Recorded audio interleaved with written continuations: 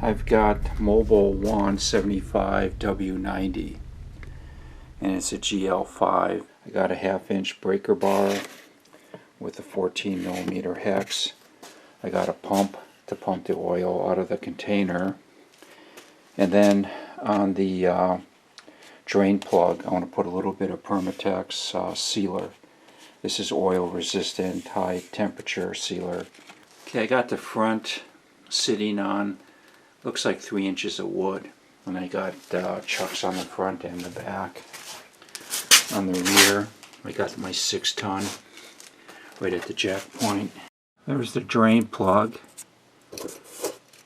Doesn't look too rusty, but there's some dirt around it. I'll take this wire brush and clean it off. Also have some penetrating oil I want to put on there.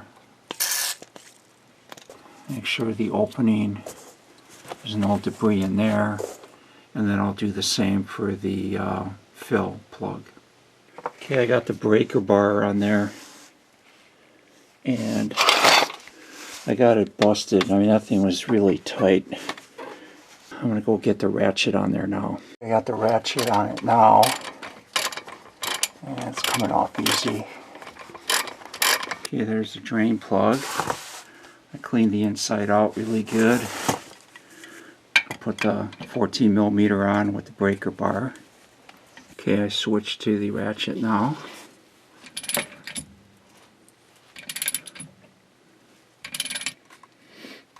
Here we go.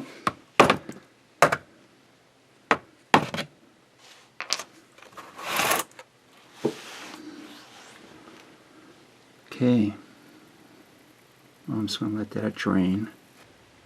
But my car is level, so I'm hoping to get 100% of that stuff out of there. Okay, this is the top or the fill plug, and this is the bottom. It's got a little bit of something on there. It's not metal, it's just gunk, kind of dried up. Okay, I used a wire brush and a dental pick to clean out these threads. I wasn't sure if this fluid was ever changed. I don't have any service records, but this is the fill plug, and I can see it's pretty marred up. Someone went in there with something, probably didn't have the right tool, or I don't know what they did, but there's all kinds of marks on there and it's distorted a bit. Stuff was probably changed at some point in time. Okay, I just put on a very thin layer of the Permatex seal. Hardly anything at all, just a little extra protection. I let this drain for about 15 minutes. It's down to just a trickle now, so I'm going to clean this up. Some paper towel.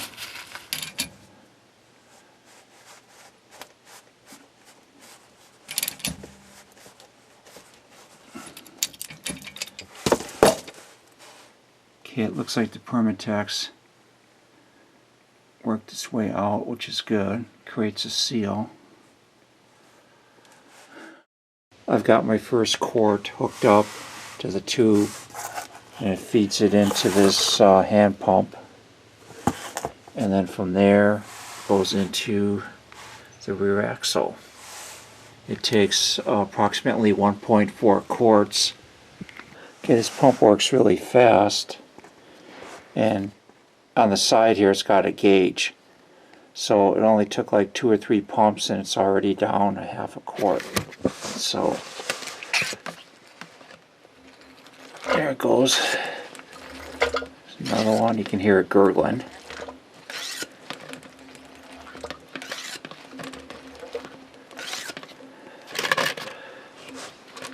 I'm on my second quart and I'm down to like about half. So I'd say I've got 1.4 already. I'm just going to give it a little bit more. Pump, there we go. Starting to drip out now. Yep, it's starting to run out, so that's it, it's full. I don't want to overflow it, so I'm going to let that drip for a little bit. And here's the plug. Get that up in there.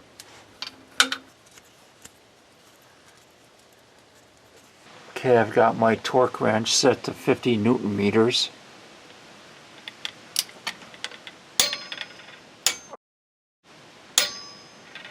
That's good. I'll go do the other side. Okay, I'm now on the drain plug side, and I've got my torque wrench set to 50 Newton meters. There we go. Alright. This is the old fluid I drained out. I want to put some of that dirty fluid into a container and compare it to what the new fluid looks like. Okay, here's the new fluid. It has a slight honey color to it, but you know, it's clear. And here's the old stuff, which is, I don't know, it looks like tar. Not only that, it's really stiff. I don't see any metal flakes or any problems. It's just, you know, filthy dirty. There was supposed to be 1.4 quarts in there. Well, I realize there's a very small amount still clinging to the pan, but still, it just came up to the top. So this is 1 quart. That's all I got out of there, and it's supposed to be 1.4 quarts. So not only is it filthy dirty and thick as molasses, it's also low. So it was a good idea. I changed it when I did.